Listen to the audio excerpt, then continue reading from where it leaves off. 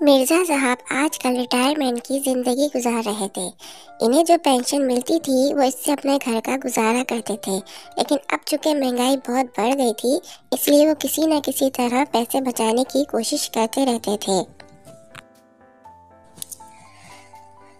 ایک روز ان کی بیگم کے جوتے پھٹ گئے تو مرزا صاحب نے سوچا کہ وہ خود ہی کسی نہ کسی طرح ان جوتوں کو سی لیں گے، اور یوں وہ اپنے دوست کے گھر گئے اور موچی کا سامان لے کر آ گئے، اور انہوں نے بڑی محنت سے وہ جوتے سیے اور انہیں بہترین حالت میں کر دیا۔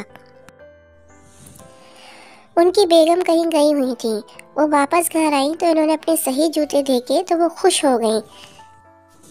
مرزا صاحب نے انہیں بتایا کہ وہ جوتے انہوں نے خود ٹھیک کیے ہیں، تو وہ بولی کہ اب میں سارے محلے والوں کو بتا دوں گی کہ تم جوتوں کی مرمت کا اچھا کام کر لیتے ہو۔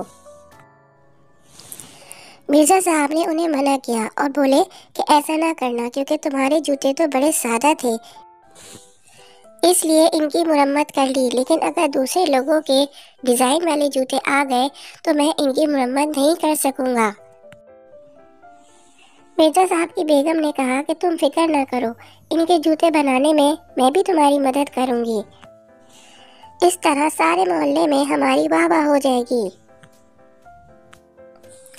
مرزا صاحب نے اپنی بیگم سے کہا کہ وہ کسی کو اس بارے میں کچھ نہ بتائیں، کیونکہ اگر وہ لوگوں کا تسلی بخش کام نہ کر سکے تو ان کی بڑی بے عزتی ہوگی، لیکن ان کی بیگم نہ مانی اور سارے محلے والوں کو بتا دیا۔ ان کا پڑوسی دلبر خان ان کے گھر آ گیا اور انہیں اپنی بیوی کے جوتے دے گیا تاکہ مرزا صاحب انہیں ٹھیک کر دیں۔ وہ جوتے بڑے ڈیزائن والے تھے۔ مرزا صاحب اور ان کی بیگم جب پھل کھانے اور جوس پینے لگے تو مرزا صاحب نے کہا، میں نے تم سے کہا تھا کہ ہم ڈیزائن والے جوتے تیار نہیں کر سکیں گے، ہمیں کسی سے جھوٹ نہیں بولنا چاہیے، کیونکہ جھوٹ بولنا بری بات ہے۔ مرزا صاحب کی بیگم بولی، اب کسی نہ کسی طرح ان جوتوں کو درست تو کرنا ہے۔ مرزا صاحب اپنے کمرے میں آ گئے اور جوتوں کا جائزہ لینے لگے۔ وہ سخت پریشان تھے کہ آخر کس طرح اسے ٹھیک کریں گے۔ انہوں نے جا کر اپنی بیگم کو بتایا کہ وہ ان جوتوں کو ٹھیک نہیں کر سکیں گے، تو ان کی بیگم بھی پریشان ہو گئیں۔ انہوں نے تو دلبر خان کو شام کو آنے کے لیے کہہ دیا تھا اور اب شام ہونے والی تھی۔ وہ دونوں پریشانی کے ساتھ گھر کے باہر جھانکنے لگے۔ پھر بیگم مرزا کے ذہن میں ایک ترکیب آئی۔ انہوں نے گھر کے سارے جوتے اکٹھے کر کے ایک جگہ رکھ دیے، اور جب دلبر خان کے بچے جوتے لینے آئے تو بیگم مرزا نے کہا کہ محلے کے دیگر لوگوں کے بھی جوتے آ گئے ہیں اور ان کے بعد دلبر خان کے جوتے ٹھیک کیے جائیں گے، لہٰذا وہ لوگ کل شام کو آئیں۔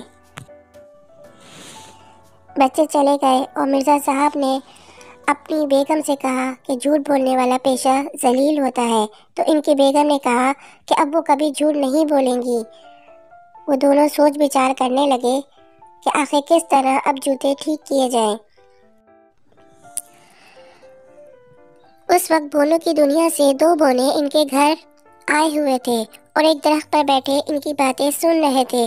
وہ ان کی باتیں سن کر درخت سے نیچے اتر کر ان کے پاس آ گئے اور بیگم مرزا سے بولے کہ اگر وہ جھوٹ بولنے سے توبہ کر لیں تو وہ دلبر خان کے جوتے سی دیں گے اور ان کی مرمت کر کے ان کی عزت رکھ لیں گے۔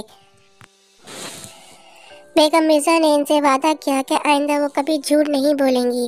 وہ دونوں بونے ان کی باتیں سن کر بہت خوش ہوئے اور جوتے سینے لگے، اور بالآخر انہوں نے وہ جوتے بالکل ٹھیک کر دیے۔ مرزا صاحب اور بیگم مرزا کی جان میں جان آئی۔ ان دونوں نے فیصلہ کیا کہ ان بونوں کو کچھ انعام بھی دینا چاہیے۔ وہ دونوں مختلف چیزیں دیکھنے لگے۔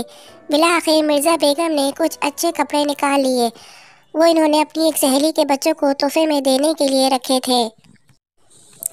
انہوں نے سوچا کہ ان بچوں کو وہ بازار سے دوسرے کپڑے خرید کر دے دیں گے، چنانچہ انہوں نے وہ کپڑے ان دونوں بونوں کو دے دیے۔